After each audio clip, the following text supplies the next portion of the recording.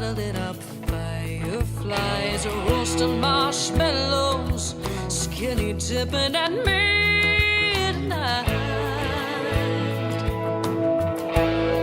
Hey everybody, it's Brian back with Inspiring How You See That. We're the channel that talks about all different kinds of music and entertainment, brings you inspirational stories, and talks to some of your favorite artists. And today I have a very special guest. I have Emilywhite with us. And Emily, thank you so much for spending this time with us. Of course, I'm happy to be here. Absolutely. And we were talking before you came on. You're originally from Mississippi, but you live in Nashville now, correct? I don't live in Nashville. My home base is still going to be Meridian, Mississippi. So I'm on the road right now with a CHAPEL HART. So we're stopping over in Nashville for a few days, and then we're headed back on the road. Nice. And you mentioned CHAPEL HART. Actually, that's how I first met you. It was up here near Pittsburgh at Jurgles. You were playing with them and put on an amazing show. So how's the tour been with them? Tour's been wonderful so far. I'm trying to think.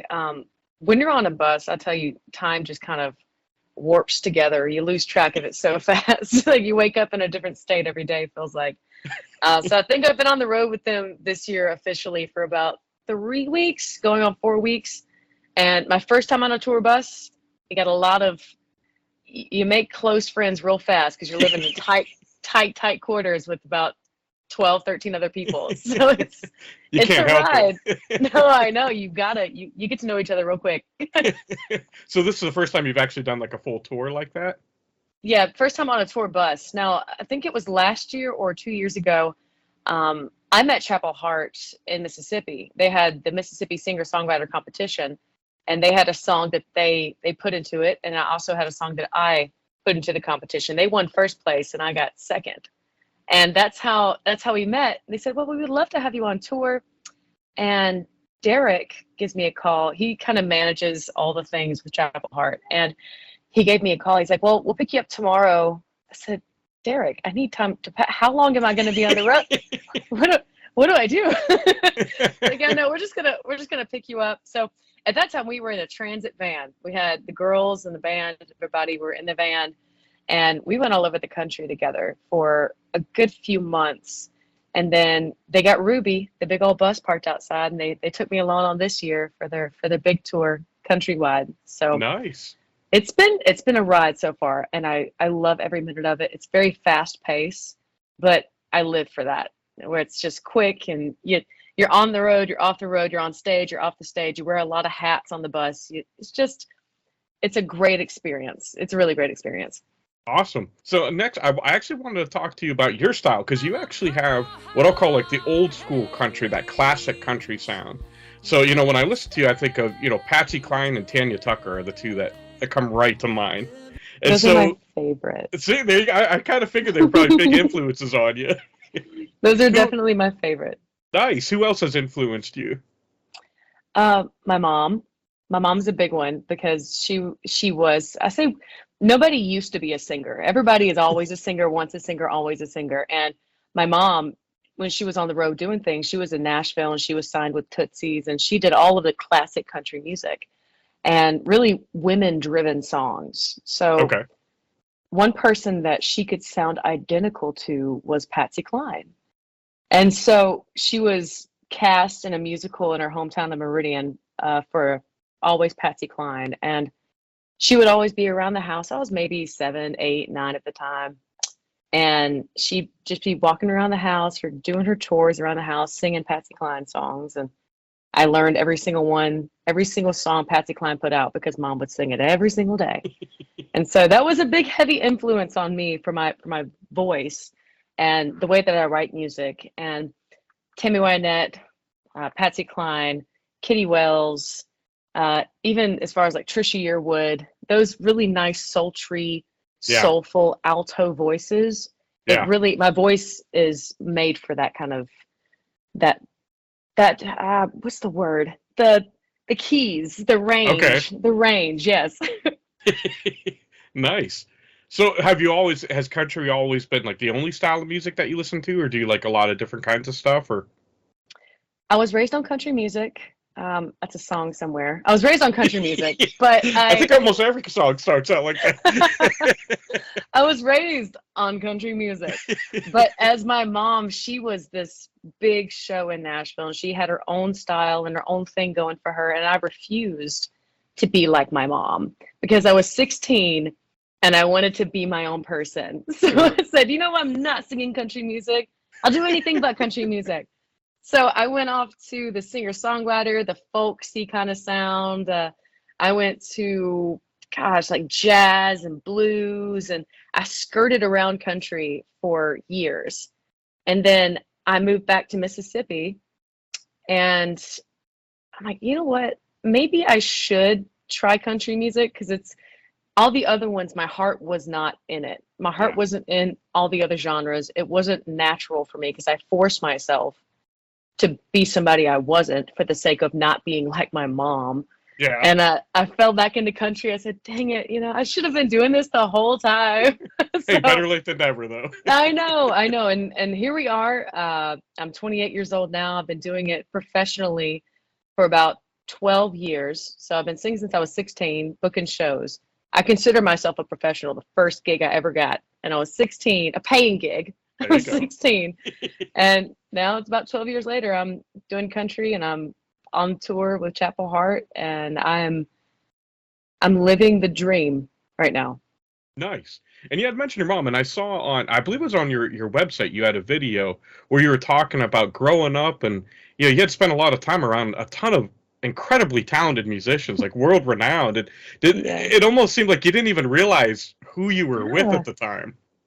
It didn't hit me until I was older. Mom was telling me all these stories about who these people were and showing me photographs of me and Captain Hook and the it was Dr. Hook in the medicine show. Oh, And Sylvia's Mother. That's one of my favorite songs. they were in my living room in Quitman, Mississippi. And it was so funny. Did you have the because eye patch and everything? maybe. I don't know. I was a child. Because I was sent to bed before they even got there because they were playing the honky tonk music and you couldn't ever guess what was going to come out of that man's mouth. Okay. So Mom's like, all right, baby, it's time to go to sleep. You don't need to be privy to this conversation. I'm like, okay, good night, Mom. Now you're like, And he come would on. It's so crazy is that Dr. Hook, he's really good friends with a lot of our friends in Mississippi. Everybody knows him or is related to him or has a story with him. He's so down to earth and so kind. And Mom had people like that in the house all the time. She was in Nashville every single weekend. She traveled up from Quitman to Nashville every single weekend and played at Tootsie's and then came back home and had her 9-to-5 job and then went back on the road on the weekends and came back home. And she did all of that while having me and my brothers and dad playing Mr. Mom at home, you know? So I'm a daddy's girl because of it, let me tell you. There you go. Now, what the style of music, not only, but what's cool is I've been listening to a lot of music, and you've done obviously like Patsy Cline covers of classic, but then you also did Every Breath You Take, the Police song. But when I saw the video, it was really cool because is that your mom in the video, and it kind of That's my mama. revolved around your relationship with her?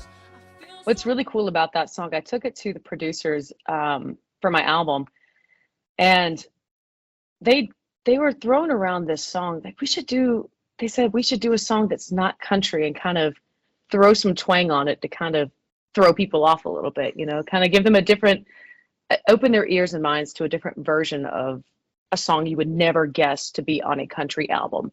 Yeah. And they said, The Police, let's do Every Breath You Take. I'm like, that creepy stalker song? Like, are we doing that one? The one that everybody thinks is a love song, you're like, ah. No, no.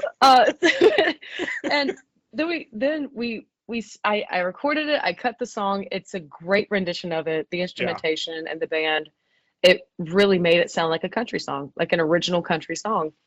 And then we went to go shoot the video, and we took the spin on it rather than a creepy man stalking this woman. We took it as a mother watching her child grow up. Yeah. Every breath you take, I'll be watching you. Every step you take, I'll be there. It's like everywhere you go, they're never far behind. And that is so true when it comes to my life and my story, is that my mama has been behind me every single step of the way through the hard steps, and she's helped me get to where I am today. If it was not for her, I wouldn't be where I'm at. And so she's been a really big factor in my success, and I am so grateful. I tell everybody, my mother, she is a saint. My dad, My dad's he's from Texas. And we love my dad. I love my dad. I love him so much. But mama gives him grace, mama gives him grace, and dad gives her common sense, because mama, I'm the same way with my mom. I lead with my heart instead of my head sometimes. Sure. And dad is 100% black and white, right and wrong. So it's kind of, I'm the middle ground of that, give somebody grace, but also use your head. Don't be a pushover, do the right thing, but also tell him how you really feel. Don't hold back, kind of thing, So that video was the perfect example of my mom. I'll be watching you wherever you go. She was always in the background. She's always there. She's never in the forefront. She's always in the background, helping me get to where I am. Yeah, that's awesome. I love how it kind of came full circle. It started out with you as a little girl watching her and wanting to be like her, and then at the end, she was watching you perform. I loved it. That was awesome. We had a few awards from that music video from the Oxford Film Festival, and I think there was one in New York that we won as well, because it really tugged the heartstrings of all the judges, with children and Sure. watching their kids grow up. Like, oh my God, that I would have never put that spin on it, and it was really cool to have a different perspective put on that song, and I loved it. We got a few more hopefully coming up. Some hush hush things, but we hopefully got some more videos. Hopefully some more videos coming up soon. Okay, anything similar where you're going back to like rock and making it country? Probably gonna stick with my country. Might throw in a little something different. Okay. You gotta keep you guys on your toes. I'm just picturing something like way out of left field, like Metallica, and you're gonna make it country. Yeah. That'd be awesome. Like some Five Finger Death Punch. Yeah, exactly. Yeah. Smashing Pumpkins. That'd be awesome. You'll never see it coming. No, you wouldn't. And you could be like, that's how it was written. I don't know what you guys are talking about. That's how I heard it. I mean, yeah. Nice. Now, you had released, I believe it was your first album, Child of Mississippi. Mm-hmm. So are you working on a new album now, or what's coming next from you? Well, I'm currently doing a lot of writing, a lot of songwriting, and I want to put out a fully original album. The first one that we put out, I wanted to make it half originals and half covers. Sure. And the next one's going to be all new original songs. I'm hopefully within this year we'll get it cut. But I keep everything posted on my website and on my socials, and to keep track of what's going on, because it's crazy right now. Oh, yeah. I've always been interested when it comes to the songwriting process. Now, do you start with the lyrics, or do you start with a theme, or how do you go about writing a song? Man, I get this question all the time, and I never really know how to answer it, because everybody writes songs differently. Everybody has a different process, a writing process, where you can wake up in the middle of the night and you have a phrase or a vision of a song and where you want it to go, and no lyrics. You just have an idea, and then you go from the idea, or you think of a really great tag, like a hook, and you write it down. Somebody could just be saying something random off the wall, like, oh my God, that's perfect. And you just write it down and you write around that. Or you pick up your guitar, write an amazing melody and write around it. So it just depends on what day it is, and how the writing process always changes. For me personally, I think that is with a lot of musicians. When you get to a room full of other musicians too, you get to bounce ideas off of 4 or 5 different people, and you complete a song, and it ends in a place where you never expected it to, but in the best way. Sure. So it all depends on circumstances.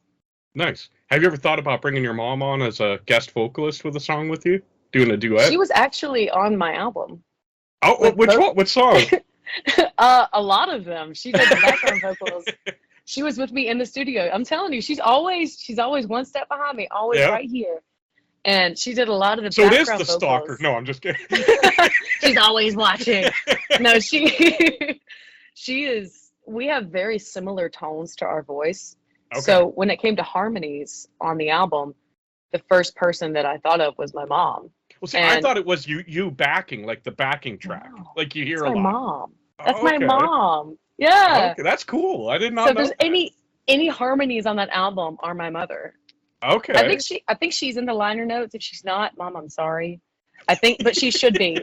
She should be in the liner We'll, notes. we'll put your name down at the bottom of the video so you get full credit now. She should. She should. Because she's Very amazing. Amazing. nice. Now going back to the style, what I'll call the classic country sound, Mhm. and that's one of the things that I took my parents to the show. We saw you, and a lot of people loved it when you started because we weren't expecting it necessarily, because country music has changed so much, Mhm. and I like that what I call real country, what you do, and what I grew up with, with Alan Jackson, Brooks and Dunn, that kind of thing. Mhm. It wasn't as poppy as it is. Where do you see that classic country style? Like, where does it fit in with today's country music? You'd be surprised the amount of classic country music artists there are right now, but they aren't being played. Yeah, They're everywhere. And the thing is about country music, it's a living, breathing thing, and it's constantly changing. Just like the world changes in 10 years. 10 years ago, music was not the same. 10 years before that, country music wasn't the same. Country music's roots have changed over the past 100 years. yeah, So it's always going to be evolving. And a lot of the times trends come back and you go back to the classic country and then you revert back to the pop country or whatever's selling at the time. But it's always gonna be changing. You can't really be pigeonholed into a certain thing. But I love the classic country music style, but there are really great songs that are the new country on the sure. radio. So I think as long as you stay true to your roots and what country music is, I think I'll be just fine. Just sticking to what I grew up with and the stories that I have and the story I want to tell through my music. It's no matter where or what time it's going to be or what century, it's always going to be country, Sure. Yeah. Nice. Now, since you said you've been on tour like about a month or so, roughly, with Chapel Hart, what has been probably what I'll say like the most surprising thing you've come across, whether it be fans or venues or whatever it may be while on tour? The most surprising thing on tour. Could be good, bad, or indifferent surprising. Well, it's such a different experience than being a solo artist because I've been a solo artist for so many years. I can play with a band, I've played with plenty of bands, but as a solo artist, I've done that for most of my career. Now, the crazy thing is, I'm getting exposed to things I never would on my own right now.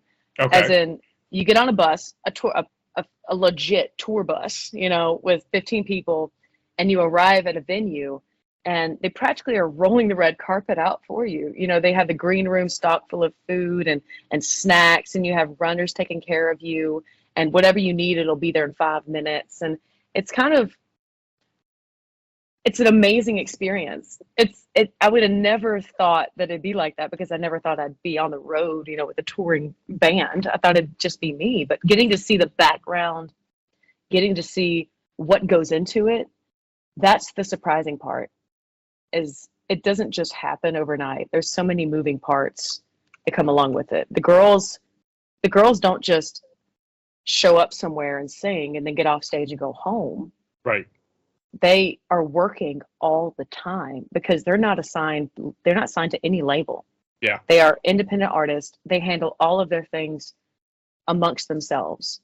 The booking, all of the t-shirts, the designs for the shirts, the producing the videos that they do, the music videos, promotions. They do everything outside of that bus. Inside that, that's their office.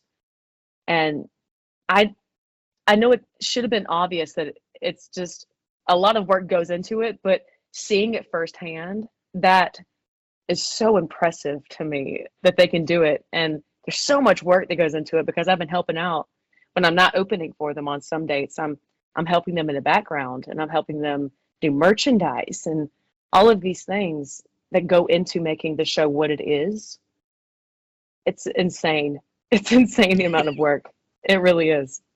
So have you learned a lot of touring with them that do you think you could apply to your career even after this tour is over? See, I see Danica as a mentor to me.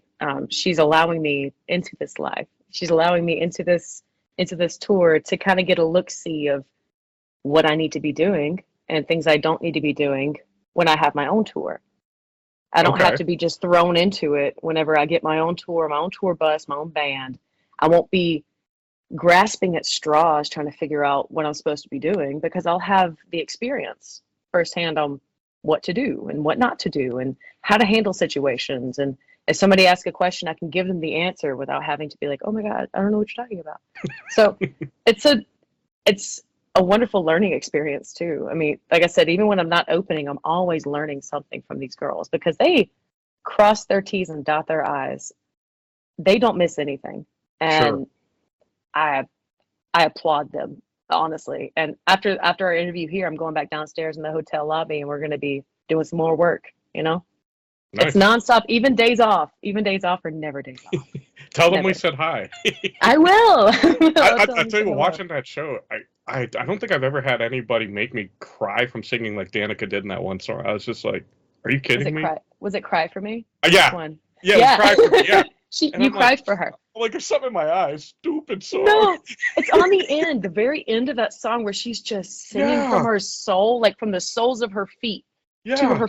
She's just bringing all that energy out. And God, every single time I hear it, when I'm not working, I'm running, she just chills every time. And she never stops. I hope I can be like that whenever I get my own shows, is that you can have 3 shows in a row, like we did this weekend. Thursday show, Friday show, and a Saturday show, 3 nights in a row, the same show, but she brings the same emotion, and the stories are different, and she makes you feel like you're at home every time you're there. So welcome, and she wants to bring you into her life and give you lessons and make you a better person because of it. It's not just a show, it's like she's preaching to you. And she's giving her testimonial to you. And every single time she plays, every single time all the girls are together, you'll cry the next time you sing them. Trust me. It's like they bring such emotion, and I love that about them. Yeah. And don't sell yourself short, because I always like to watch, when I'm at a show, look and see people's reactions. And when you were playing, it was impressive watching people. They're just like, everybody was kind of, you had their full attention, and not every artist that I've seen is able to do that. So I just want to let you know that at least in Pittsburgh, everybody was really enjoying it. Thank you so much. I really try to put my whole heart into it. I really do. Absolutely. Now, before we go, one last thing that I wanted to ask you, and this is probably hard to answer because you've been around music your whole life. If you weren't a musician, what do you think you'd want to be doing with your life? I know it's kind of like if you didn't have a soul, what, you know? It's like asking 5-year-old me what I want to be when I grow up. Yeah, if exactly. I couldn't sing, you know, if you couldn't sing, what would you be doing right now? When I was a little bit younger and I first moved back to Mississippi when I was about 21 years old, I've always loved animals. I've always loved helping helpless things, you know, things that require my assistance to make them feel better. I was a CNA for a little while too. So I'm very helpful. I would have loved, if I wasn't a musician, either being like a vet tech or being a nurse or a teacher for elementary kids. Something that's going to expand knowledge or to help somebody. I think that's the kind of person I am. Very cool. And now you're really starting to hit your stride. So what do you want people, 20, 30 years down the road, when they think of Emily White, what do you want them to think of? Of me. I'm kind. And I want to share that with the world. I want to have a platform where I can help people through anything that they're going through with my songs, my lyrics. I want to help. I want to help people. Even if it's not with my hands, it can be with my voice. That's what I want. Sure. That's awesome. And Emily, thank you again so much for spending this time with us. It's really been a blessing talking with you. Where can fans follow you online at? Yeah, of course. You can go to my website, emilywhitemusic.com, and that has all of my socials posted, my Facebook, my Instagram, my Twitter, along with the dates that I'm playing on the road. And I got a couple music videos. I have Every Breath You Take on my website, so you can check that out. And everything should be posted there. So if you need something to do on a weekend or two, just check out the tour dates. Nice. Is there anything else you'd like to say to fans before we leave? Oh, well, I hope to be coming to a city close to you. Please keep an eye out so I can sing to you, I can meet you, shake your hand, give you a hug, get some pictures, and hear your story. Nice. And we want to echo that because, from firsthand, we saw her live and didn't know anything really about you before seeing you live and was blown away. So, guys, if you get the opportunity to see her, it's well worth it. You're going to love it. So, again, Emily, thank you so much. This has been fantastic. Oh, thank you for having me. Thank you so much. Absolutely. And as always, we want to thank you guys for spending this time with us. We love you all. God bless and rock on. Capos, bottling up fireflies, roasting marshmallows, skinny dipping at me.